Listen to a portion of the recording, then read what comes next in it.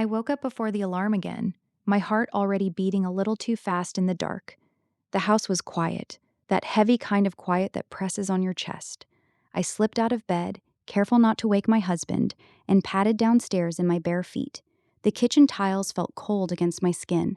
I told myself I was just making tea, like always, but my eyes went straight to the fridge before I even turned on the light. There it was, a small yellow sticky note, the handwriting neat and careful. You looked tired yesterday. I made coffee for you. It's in the thermos. Alex. My breath caught. I touched the edge of the paper with my fingertip, as if it might disappear. No one else was awake. Not yet. My name is Elena. I'm 38 years old, and for the last 12 years I've been married to a man who barely looks at me anymore. We have a beautiful house, a routine that runs like clockwork, and a 19-year-old stepson who moved back in after his first year of college. Everyone thinks we're the perfect blended family, but perfect families don't leave you checking the fridge at 6 in the morning like it's the only place that still sees you. I shouldn't feel this. That's what I kept repeating to myself as I poured the coffee. It was still warm. He must have set the timer before he went to bed. The steam rose up and brushed my face, soft and gentle, and for a second the kitchen didn't feel so empty. I met my husband when I was 26. He was charming, successful, already raising Alex alone after losing his first wife. I thought I was stepping into a ready-made life full of love. Instead, I stepped into silence. Long work hours, polite conversations at dinner, and nights where we lay in the same bed like polite strangers. Alex was just a quiet boy back then, always with his headphones on. I tried to be the warm stepmother, the one who asked about school and remembered his favorite snacks. But somewhere along the way, I stopped expecting anything in return, until these notes started. It began innocently enough, little messages for all of us. Milk is about to expire. Dad, your dry cleaning is in the car. There's leftover biryani if anyone's hungry. But then came the ones that felt different, private, like the one that said, Elena, the jasmine outside is blooming. I thought you'd like to know. Or the morning after I'd had a migraine. Rest today. I'll handle breakfast. I didn't ask for this attention. I swear I didn't. But now I find myself waking earlier and earlier, heart fluttering like a girl, just to be the first one to see what he wrote. And when the note is only for the family, something inside me sinks. I feel disappointed, guilty, alive. That morning I stood there longer than I should have, reading his words again and again. The hum of the fridge filled the silence. Outside, the sky was still that deep indigo before dawn, and a light rain had started tapping against the window. I traced the letters with my eyes, imagining his hand writing them. Steady, thoughtful, kind in a way no one had been kind to me in years. I shouldn't feel this. I crumpled the note gently in my palm, then smoothed it out and tucked it into the pocket of my robe. My husband would be down soon. He never noticed the notes anyway. The days blurred after that. I started paying attention to small things I had ignored before. The way Alex's shoulders had broadened since he came home from college. How he always remembered I liked my tea with a little honey.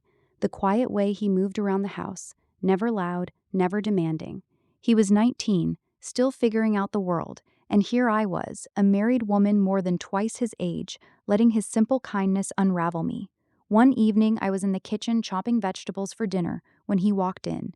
The light was soft, golden from the setting sun coming through the curtains. He opened the fridge, paused, and smiled at something. "You saw the note?" he asked casually. I nodded, keeping my eyes on the knife. "Thank you for the coffee this morning. It helped." He shrugged, that easy teenage shrug that hid everything. "You do a lot around here. Figured you deserved it." Something shifted inside me then. Not a big dramatic moment, just a quiet click, like a door opening I didn't know was closed. I felt my cheeks warm. I shouldn't feel this. He was my stepson, practically a kid, and yet his words landed somewhere deep, where years of being unseen had left me hollow. That night, I lay awake beside my sleeping husband, staring at the ceiling. The rain had grown heavier, drumming steadily on the roof. I thought about the notes I'd saved, hidden in the back of my jewelry box. 5 of them now. Each one simple, each one mine. I didn't understand it then, how dangerous simple kindness can be when you've been starving for it.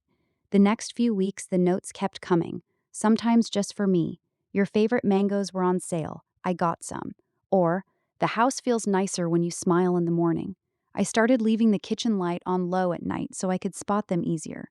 I'd stand there in my nightgown, fingers trembling slightly as I read, the fridge humming like a secret keeper between us. My husband noticed nothing. He'd come down, kiss my cheek out of habit, and talk about his meetings while scrolling his phone. Alex would join us, polite and distant in front of him, but I'd catch his eyes sometimes, soft, knowing, or maybe I was imagining it. That's the terrifying part. I couldn't tell anymore what was real and what my lonely heart was painting over the truth. One rainy morning, I found a longer note. The kitchen was still dark, the only light coming from the small bulb over the stove. The paper was folded this time, tucked behind the usual spot. Elena, I know things have been hard for you lately. You don't have to carry everything alone. I see you. Alex. My knees felt weak. I pressed the note to my chest and closed my eyes. The rain outside sounded like applause and accusation at the same time. I should have thrown it away. I should have talked to him, set boundaries, reminded him and myself who we were. Instead, I whispered his name into the empty kitchen like a confession. I should have stopped, but I didn't. That afternoon, I found myself watching him from the doorway as he studied at the dining table. The way his hair fell across his forehead, the focused line between his brows. He looked up and caught me. For a second, the air felt too thick to breathe. "Everything okay?" he asked. I nodded quickly. "Just, thank you for all the notes." He smiled, small and genuine. "You deserve them." That's when something changed for real. Not because of anything he did, but because of how badly I wanted it to mean more. I went upstairs and sat on the edge of my bed, hands shaking. I was 38 years old, married, and falling apart over sticky notes from a boy who was only trying to be good. My loneliness had turned his kindness into something it wasn't. And the guilt, God, the guilt was crushing. I started writing my own notes back, tiny ones, hidden under his usual spots. "Thank you for seeing me. This means more than you know." I never signed them. I couldn't. Weeks passed. The rain turned to softer drizzle, then cleared. The jasmine bloomed heavy and sweet outside the kitchen window, just like he'd said. I kept checking the fridge every morning, heart racing, then slowing when the note was ordinary. The almost moments piled up, our fingers brushing when we reached for the same mug, the way he'd linger in the kitchen after my husband left for work, asking if I slept well. I didn't understand how much I had been starving until he fed me these small, careful attentions. Then came the morning that broke it open. I woke to find the usual yellow note, but this one was different, longer, exposed. "Elena, I hope these don't make you uncomfortable. You've always been kind to me, even when Dad is distant. You make this house feel like home. I'm glad you're here, that's all. Alex." I read it 3 times. My eyes stung. And in that moment, standing in the dim kitchen with the first light creeping in, I finally saw the truth. He never meant it as anything more than kindness. He was 19, grateful, trying to be a decent human in a house that had grown cold. I was the one whose empty marriage had twisted it into something dangerous and beautiful in my mind. I was the one creating the tension, reading longing into simple words because I was so unseen by the man I married. The realization hit me like cold water. Shame washed over me, but underneath it, something softer, relief maybe, and a deep aching tenderness for this boy who had no idea what storm he'd accidentally calmed in me. I took the note and folded it carefully with all the others. Then I wrote one back, my handwriting shaky. "Alex, your kindness saved me in ways you'll never know. Thank you for seeing the tired woman in the kitchen. I see you too. Elena." I left it there, right where he'd find it. That evening, after dinner, he caught me alone in the kitchen again. The light was low. The fridge hummed its familiar song.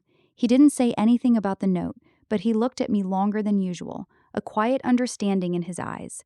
"I'm here if you ever need to talk," he said softly. I nodded, throat tight. "I know." Nothing more happened. No dramatic confession, no almost kiss. Just that moment of real connection between two people who both felt a little lost. And it was enough. Now I still check the fridge every morning. The notes continue, warm and thoughtful, but I read them differently now, with gratitude instead of dangerous hope. My marriage is still distant, still quiet, but something inside me has shifted. I feel seen, even if only by a boy who calls me stepmom and means it with his whole heart. I don't know what tomorrow's note will say. Maybe it will be for everyone. Maybe it will be just for me. Either way, I'll carry it gently. Tell me honestly, if you had spent years feeling invisible in your own home, would a few kind words from someone who truly saw you make your heart race too?